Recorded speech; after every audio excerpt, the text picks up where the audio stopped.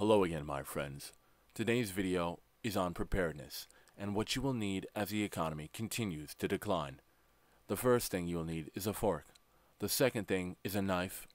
And the third, a person. No, I'm kidding. We're not going to resort to cannibalism.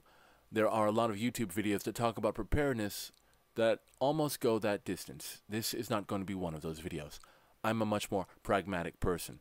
The economy will not completely and utterly stop existing. More likely we'll end up like Russia or Argentina after their financial crises. So let me share with you some of the lessons I've learned from Argentina and Russia. First of all, look around your house and figure out how much space you have. If you have a lot of space, you're in luck. It'll be good for you. If you're living in a tiny apartment, things are going to be harder and you're going to have more difficult choices to make, along with fitting things.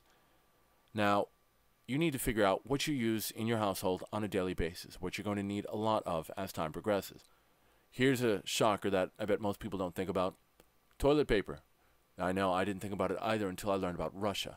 Many Russians from all different walks of life suggested that toilet paper was a necessity that you don't even realize you need until times get bad. In the United States, we're going to experience one of two options: inflation or deflation. If it's inflation, then, for instance, toilet paper will become so expensive you really won't want to buy it, even though you'll have no choice but to do so. Or we'll have deflation, which means that you'll be unemployed like a lot of other people and you won't have the money to do so. So now is a prime opportunity to prepare. My suggestion to you is 300 to 400 rolls of toilet paper. I know it's a lot, but you'll thank me because in the future the quality of toilet paper will decline as companies attempt to cut corners in order to save money. Also, you're going to need soap. Hear that? I have a box of soap. It's a 20-bar value pack of Irish Spring deodorant soap. This stuff is extremely cheap. I don't even remember how much I paid for it. Got it at Sam's Club. Great buy. And the stuff smells phenomenal. Shampoo, deodorant, cologne, perfume, underwear, socks. Think about the things you're going to use and start buying them. Buy them now. Now let's take a look at food and what you will need to prepare in that aspect of your life.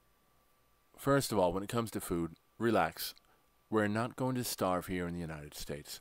Our country produces copious amounts of food. We export tons of it to other countries throughout the world, and we have adequate supplies on hand for natural disasters and whatnot. What's more likely is that we will see food increases in price. It's called food inflation. And it's extremely painful because you have no choice but to continue to pay for the food at the higher price if you want to continue living. So, in that respect, we need to hedge against price increases in food. One of the ways to do that is, if you watch the other video, I talked about all these different inventions in the kitchen that can help you prepare food.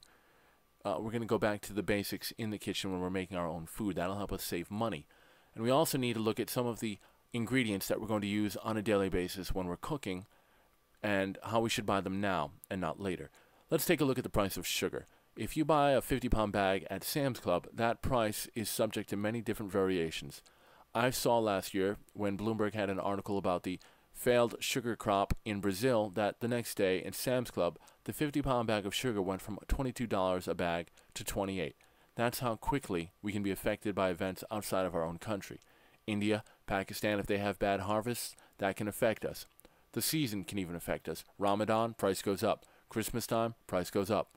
So when you see a 50-pound bag of sugar for $23 or less, buy about 3 of them, because you will need sugar in everything you use in the kitchen. It's amazing. Sugar is like cocaine to this country. We put sugar in everything. You don't even know until you get in the kitchen. Salt, make sure you get adequate amounts of salt. I don't know, I would also suggest 3 25-pound bags of it. And then spices. If you don't have access to the best food, if you have access to dark meat, you're cooking with low-grade ingredients, having spices can make all the difference. Just be aware that spices do not have an indefinite shelf life, so pay attention to that and look at ways to better store those spices. Finally, to those of you who have the front yard or the backyard to do so, I would absolutely recommend a small home garden. Growing the food yourself saves you a lot of money, because all you're really investing is a small amount of your time and water. The food grows itself. It needs sunlight and warmth, and in no time at all, you will have a ton of food. Just a ton of it, so much you'll probably end up giving it away. So remember that. I hope this video has been helpful to a lot of you. What we're facing is increases in price or decreases in quality. So what we can get today will benefit us tomorrow. It's about saving money one way or the other. Thank you for your time.